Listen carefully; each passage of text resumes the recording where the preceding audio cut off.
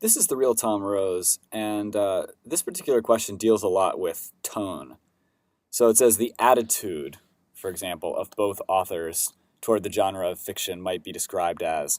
And with tone, you have to look for little clues, little pieces of language that they use to kind of indicate how, when I say tone, part of that includes how extreme they feel, right? So, um, for example, you might say, fiction novels might pique the interest of intellectual young readers, prompting them to further investigate what was real and what was only make-believe.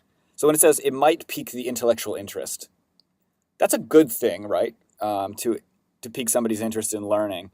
So would you characterize that as enthusiastic endorsement or measured appreciation? And you've got to get rid of enthusiastic endorsement, especially like the word might, for example. In order to say enthusiastic endorsement, the author needs to be saying things like, this is fantastic. Historical fiction is like the best form of reading ever to occur, and we should really be pushing it in all of our schools, and this should be the main way we teach history, right? That's not what we have. We have like, oh, this is kind of interesting. People might like it. And that's more of a measured appreciation, right? So the tone definitely suggests answer choice E, at least between B and E. Complete disgust, I think we can also get rid of from a tone standpoint. Complete disgust would be if an author said things like, "This is terrible. How could anybody write this garbage? It's poisoning the minds of our children." None of that exists in any of these passages. Neither one of them have fanatical commitment.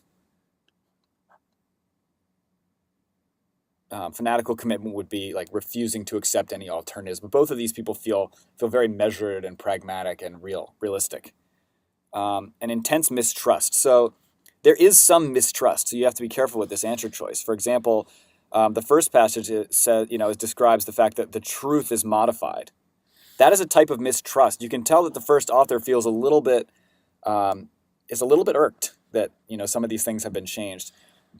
The person in passage 2, is less irked, but also agrees that things have been changed. So there is a bit of both authors have trust issues with historical fiction. But so how do you get rid of the fourth choice? It's simple. It's this word intense. Neither one of them has an intense mistrust. Intense mistrust would be if they were saying things like, I'll never be able to read historical fiction again. Once that truth is broken, it can never be restored. Something like that. And they don't say that. So we're going to go with measured appreciation. By the way, this is the least extreme of all the language, right? Intense, fanatical, enthusiastic, complete. Measured is the only one that's sort of normal.